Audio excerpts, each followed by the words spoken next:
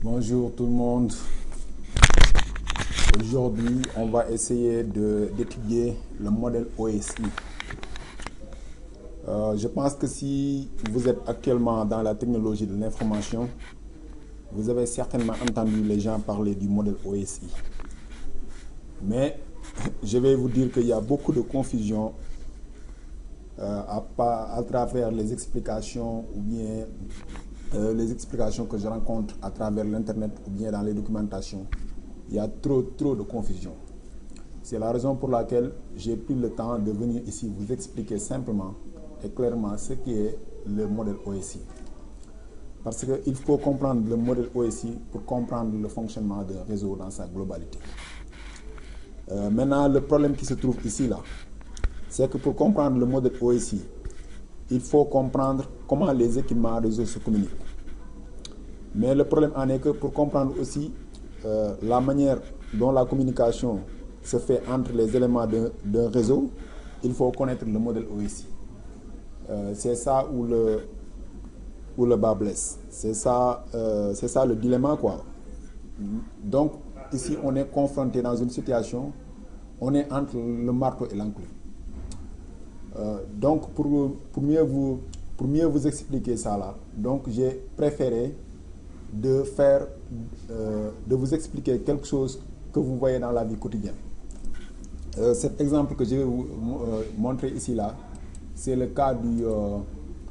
par exemple, si vous voulez envoyer une lettre à un ami.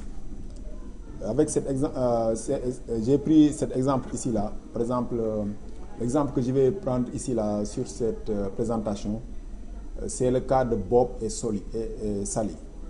Bob veut envoyer une lettre à Sally. Je pense que vous pouvez m'expliquer comment la procédure va faire Bob pour que Sally reçoive la lettre. On sait que Bob doit envoyer la lettre à la poste pour que Sally reçoive cette lettre. En matière de réseau, il faut connaître aussi que la raison pour laquelle le réseau existe, le réseau informatique, c'est pour envoyer des données à partir d'un point A jusqu'à un point B. Par exemple, à partir d'un équipement A, on veut envoyer des données à un équipement B. C'est ça l'utilisation du réseau. Le réseau est uniquement utilisé par ça. Ça peut être complexe ou bien ça peut être compliqué si on entre dans les détails, mais grosso modo, tout ce qui se passe, même au niveau de l'Internet, c'est l'envoi des données à partir d'un équipement A jusqu'à un équipement B. Comme vous le voyez sur la figure ici là. L'envoi des données à partir d'un équipement A jusqu'à un équipement B.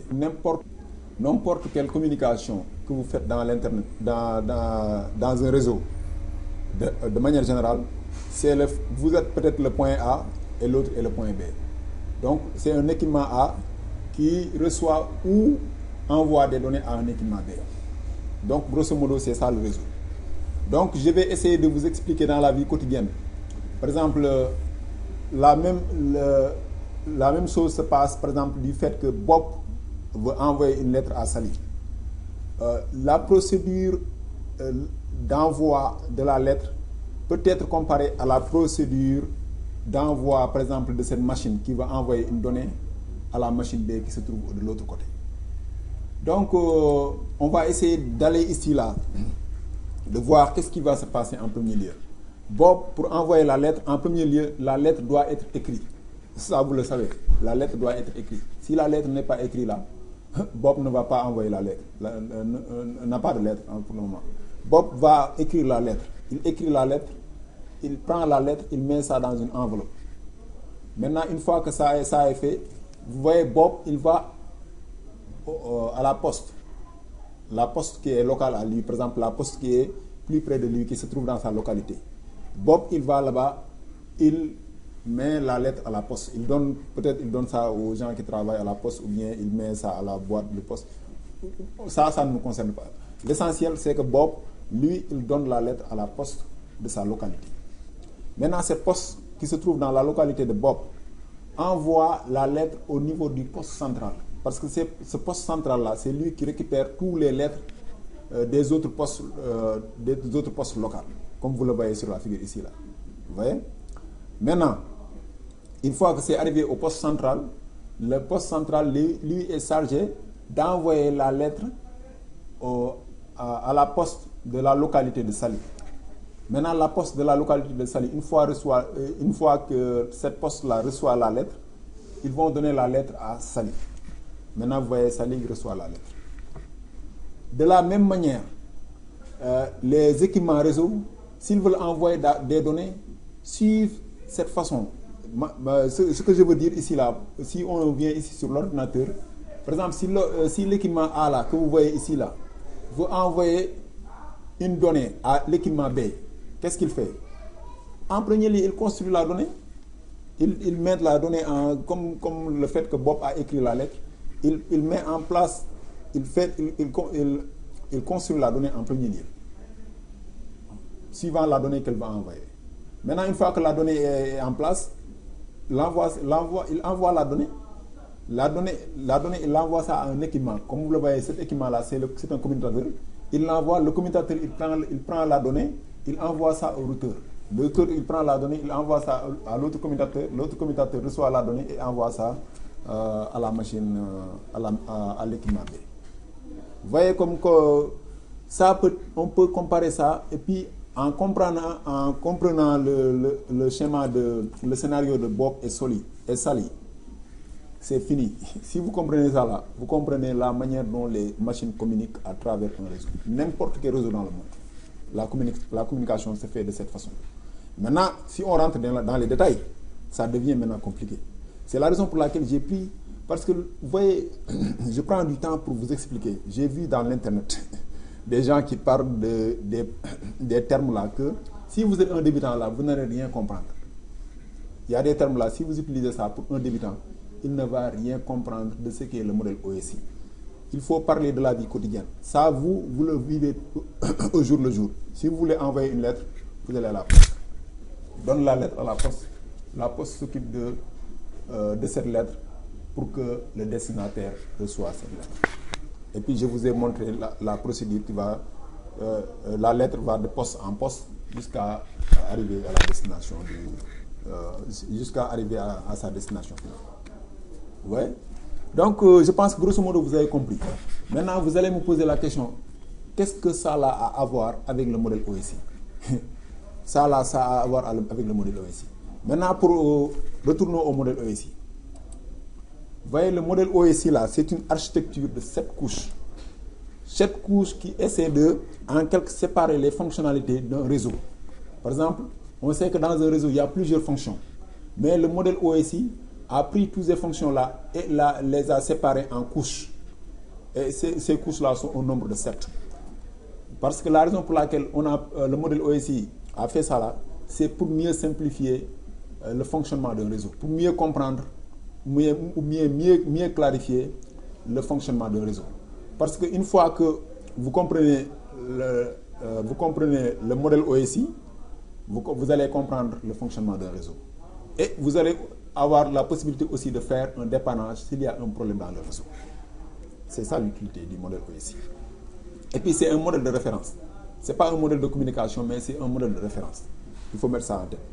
Donc, qu'est-ce qu'on va faire? Maintenant, on va retourner sur le scénario ici, là. Avec, on va laisser la poste et la lettre de Bob et Saly là. On va mettre ça de côté. Et puis, on va parler des équipements réseau. Par exemple, prenons ici le point, la machine A veut envoyer une donnée à la machine B. Maintenant, en premier lieu, la machine A, il fabrique les données, il met ça en place. Maintenant, il est prêt à envoyer les données. Il envoie les données au switch. Vous voyez? Mais le switch, lui, ici, il a ses caractéristiques.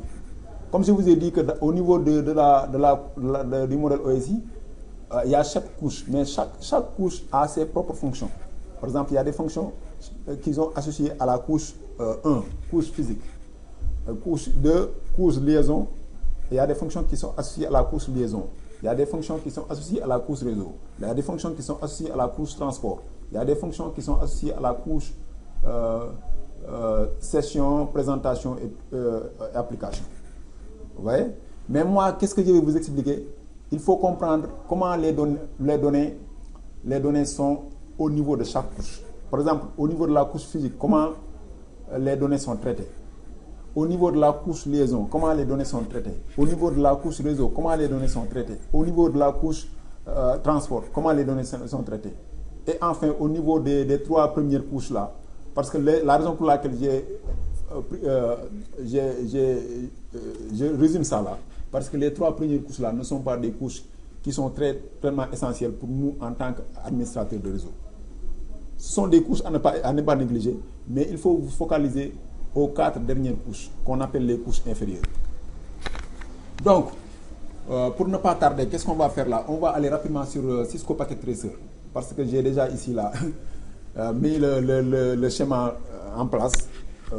On a, comme je vous l'ai dit, équipement A, par exemple, on peut considérer le PCA là comme équipement A. Lui, il va envoyer une donnée à équipement B. Et puis, le fait de faire ça, par exemple, je vais vous donner un exemple. Par exemple, le fait d'utiliser, par exemple, je sais que vous utilisez le web peut-être chaque jour, par exemple l'Internet, pour consulter une page web. Par exemple, si vous allez sur google.com pour consulter une page web de Google, vous utilisez le modèle OSI sans le savoir. Vous utilisez le modèle OSI. C'est que vous ne comprenez pas comment la page web est arrivée au niveau de votre ordinateur. Et vous montrez par exemple les photos de Google et tout ça là. Vous ne le connaissez pas. Parce que vous ne connaissez pas le modèle OSI. Mais une fois que vous avez le modèle OSI en tête, vous allez comprendre n'importe quelle communication d'un point A à un point B. Voilà. Maintenant, qu'est-ce qu'on va faire? Maintenant, l'exemple qu'on va prendre ici là, PCA va essayer de consulter le serveur qui est ici là. Va lui demander une page web. Et puis, on va essayer de voir comment la communication va se faire entre PCA et le serveur B. Maintenant, premièrement, je vous ai dit que les données sont traitées au niveau de chaque couche. Les données ont un nom propre. Pour mieux vous expliquer. Par exemple, au niveau de la couche physique, les données, c'est ça qu'on appelle bits. Par exemple, cela veut dire que ce sont des signaux électriques, des 0 et des 1. On est dans le système binaire, quoi. Au niveau de la couche liaison de données, au niveau de la couche liaison, les données sont appelées tram. Et au niveau de la couche réseau, les données sont appelées paquets. Au niveau de la couche transport, les données sont appelées segments. Et au niveau des 3 premières couches, les données sont appelées seulement données. Il n'y a pas de changement.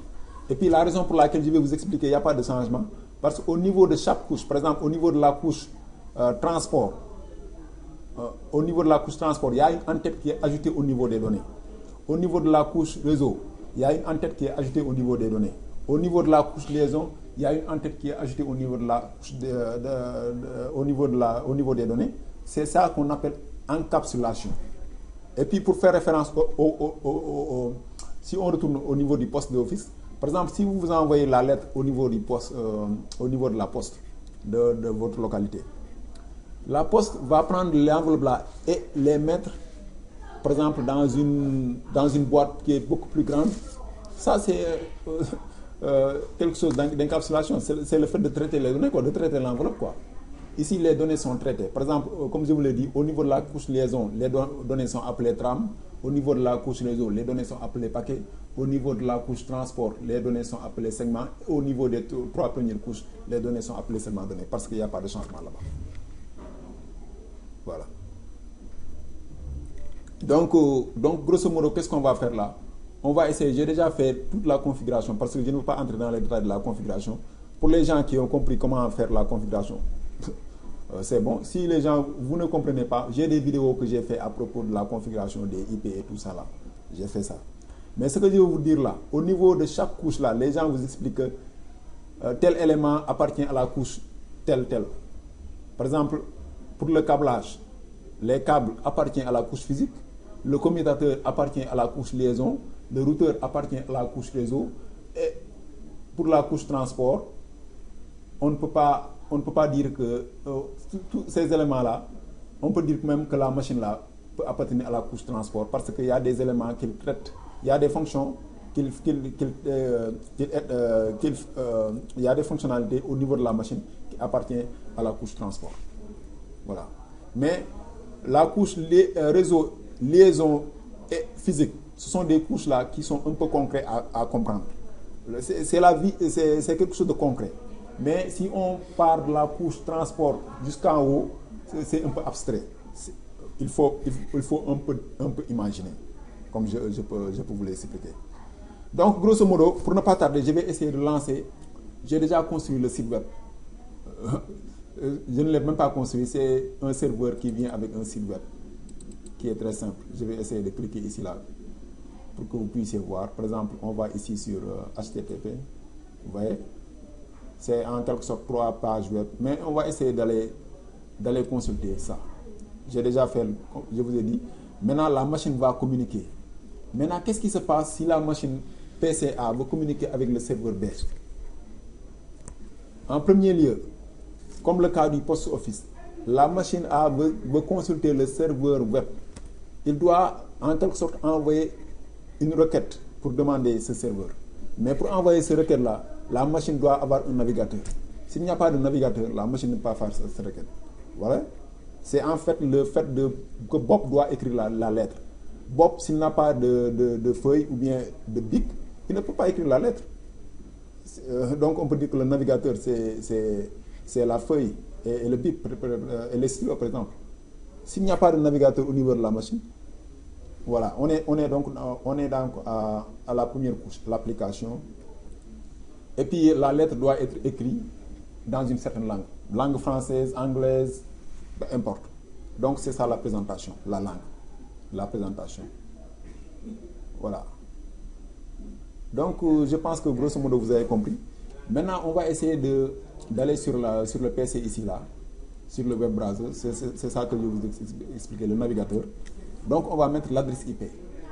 Maintenant l'adresse IP, c'est quoi? L'adresse IP, si on retourne à l'exemple de la poste, c'est l'adresse par exemple de Bob. Bob doit avoir une adresse pour pouvoir envoyer l'enveloppe.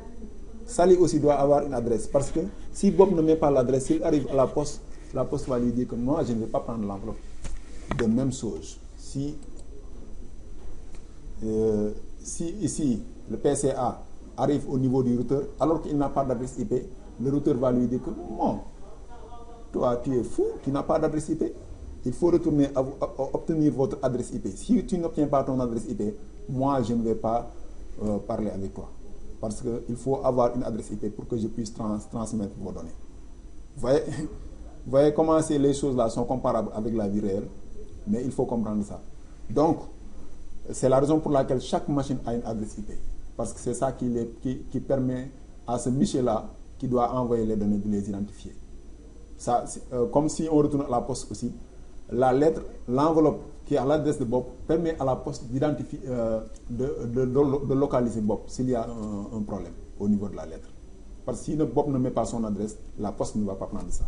De même chose, si l'ordinateur n'a pas d'adresse IP, le routeur ici là qui est au milieu, il ne va pas envoyer la donnée au niveau de ce côté. Donc je pense que vous avez compris. Maintenant cette adresse IP, on le localise au niveau de la couche réseau. Cela veut dire c'est la couche 3. Maintenant, il y a une autre adresse qu'on appelle adresse MAC. Ça, c'est qu'on a. Moi, je préfère l'appeler adresse physique. Ça concerne le gars qui est ici là. C'est ça qu'on appelle le commutateur ou bien switch en anglais. Aussi, cette adresse-là, c'est très important. Par exemple, je peux comparer l'adresse physique au nom de Bob. Par exemple, Bob doit avoir un nom. Par exemple, si Bob vient au niveau de la poste et puis il n'a pas de nom, il met seulement et puis il ne met pas le nom. Le gars qui est au poste office, il va dire quel est votre nom. Si vous ne mettez pas votre nom là, vous ne pouvez pas envoyer la lettre. De même chose, l'adresse physique, c'est ça qui permet d'identifier physiquement l'appareil ou bien l'équipement. Chaque équipement a une adresse MAC. C'est ça ce qu'on appelle l'adresse physique. Donc, cette adresse physique aussi se situe au niveau de la couche, appartient à la couche liaison, cela veut dire la couche 2. Et enfin, on a les câbles. On a besoin de câbles ou bien n'importe quel support pour enfin transmettre les données. Si on n'a pas de support, on ne peut pas transmettre les données. Le support, ça peut être de l'air, ça peut être le sans-fil, mais peu importe, on doit avoir un support. Et puis ce support-là, c'est ça qui appartient à la couche physique. la couche numéro 1. Donc je pense grosso modo vous avez compris. Donc qu'est-ce qu'on va faire? On va essayer de demander le page web au serveur. C'est le 192, son adresse .168.2.100 et puis on envoie ça. Vous voyez? C'est comme si vous surfez le net, vous allez sur Google, vous faites google.com et puis la page est là. C'est ça qu'on a fait. La page est là, il nous dit bienvenue sur Cisco Packet Tracer, welcome, tout ça là. On est sur la page web. Mais sachez que pour arriver au niveau du serveur, pour obtenir cette page là, c'est l'exemple que je vous ai montré avec la poste. Le monsieur là, il a envoyé, pour bien vous montrer, qu'est-ce qu'on va faire là? On va essayer d'aller sur simulation mode ici là. Simulation mode. Et puis rapidement je vais vous montrer. On va essayer de lancer encore la page, demander la page web 192.168.2.100. Voilà. Voilà. Le paquet, vous voyez le paquet web là, c'est ça qu'on appelle paquet. Par exemple, on peut appeler ça paquet, on peut appeler ça trame. Ça dépend de la couche où on se situe. Par exemple, si on est à la couche liaison, on appelle ça trame. À la couche réseau, on appelle ça paquet. Couche transport, on appelle ça segment. Vous allez voir ces noms au fur et à mesure que vous allez avancer dans vos études de réseau, quoi. Vous voyez? Maintenant, le paquet, il part. Il arrive au niveau du switch. C'est le commutateur. Essayons d'ouvrir le paquet pour essayer de voir. Vous voyez, ça c'est en anglais, mais vous comprenez. C'est pourquoi je vous dis que la communication se fait référence avec le modèle OSI. Vous voyez? Ça là, qu'est-ce qui se passe? Au niveau, ici là, la raison pour laquelle les couches là sont grises, il n'y a rien. Le problème en est que ici, le commutateur. Attends.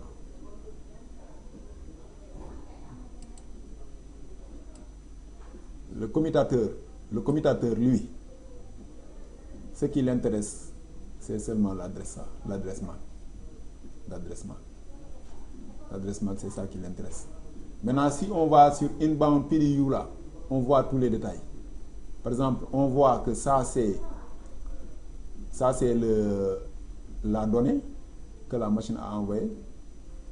Maintenant, cette donnée-là, lorsqu'il est arrivé là, le transport, la couche transport a mis en tête avec source port, destination port. Ça là, je vais vous expliquer avec les vidéos qui vont venir. Maintenant, la couche réseau, il a mis en tête, c'est ce que vous appelez l'encapsulation. Et enfin, la couche liaison a mis en tête. Voilà. À chaque couche, on met une en-tête. À chaque couche, on met une en-tête. Par exemple, on part de la couche, des 3 couches supérieures, cela veut dire application, présentation, session. Là, les données restent des données. Mais une fois qu'on arrive couche transport, la couche transport, vous le voyez ici là, il met, ça c'est une en-tête. Il ne change pas les données, il met seulement une en-tête pour essayer de mieux simplifier pour mieux faire transiter la donnée, quoi. Arrivé sur la couche réseau, voilà l'entête. Arrivé sur la couche liaison, voilà l'entête. Donc je pense que grosso modo vous avez compris cette vidéo. C'est ça que je voulais vous expliquer. Je pense que vous avez compris réellement ce que c'est que le modèle OSI. Et puis pour mieux pratiquer ça là, essayez d'aller sur le net, ou bien par exemple sur youtube.com ou bien google.com et essayez de répliquer ce que je viens de vous expliquer. Le scénario qui va se passer à travers chaque couche. Essayez d'expliquer ça à un ami pour mieux essayer de comprendre, de voir si vous avez bien compris ce qu'est le modèle OSI. Si vous avez des problèmes à expliquer ça là, cela veut dire que vous n'avez pas bien compris. Mais si vous avez la possibilité d'expliquer ça à quelqu'un, à un ami, le fonctionnement ou bien ce que signifie réellement le modèle OSI, vous comprenez le fonctionnement. Je vous remercie d'avoir regardé cette vidéo et je vous donne rendez-vous à la prochaine. Merci.